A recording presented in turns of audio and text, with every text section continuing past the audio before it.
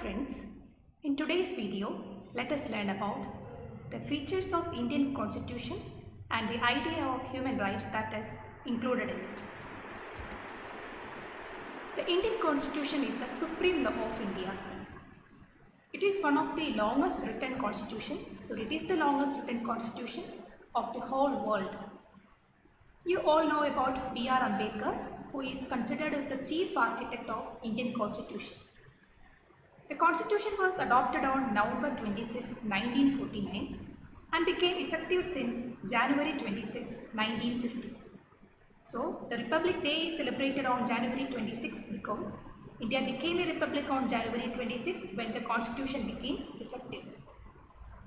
The Constitution currently has a preamble, 448 articles which are divided into 25 parts. At the commencement, the Constitution had 395 articles which were divided into 22 parts. Later, when more details were required to be added to the Constitution, more number of articles were added by the Parliament.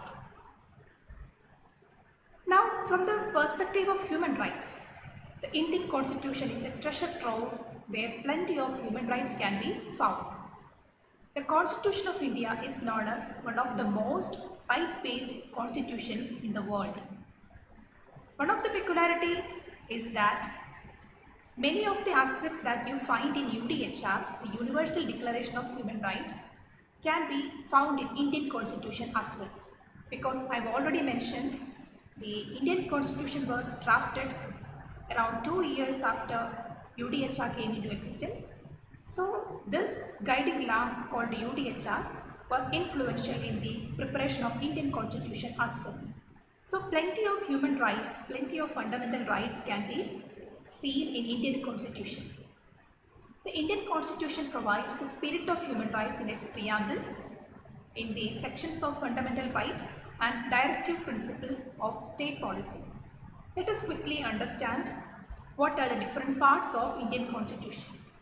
So I already mentioned that when on commencement, the Indian Constitution had 22 parts which were divided into, 395 articles which were divided into 22 parts.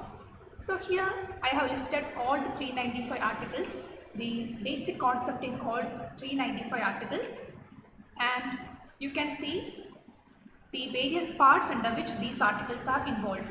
For example, in the articles 1 to 4, the Union and its territories, its boundaries, etc. are mentioned in this 1 to 4 articles.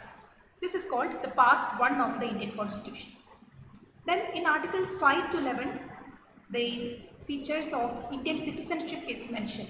Who is an Indian citizen?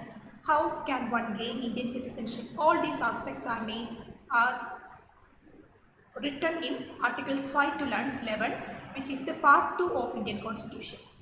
Then in the part 3, which is the most important part, which are articles 12 to 35, the fundamental rights of Indian citizens and those who come to India are mentioned. So this is a very important part which is called the heart and soul of the Indian Constitution, the fundamental rights part.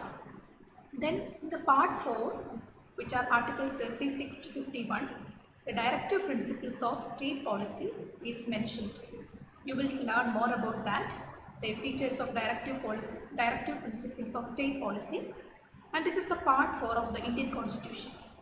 And in these two parts, part 3 and part 4, you can see plenty of human rights mentioned there.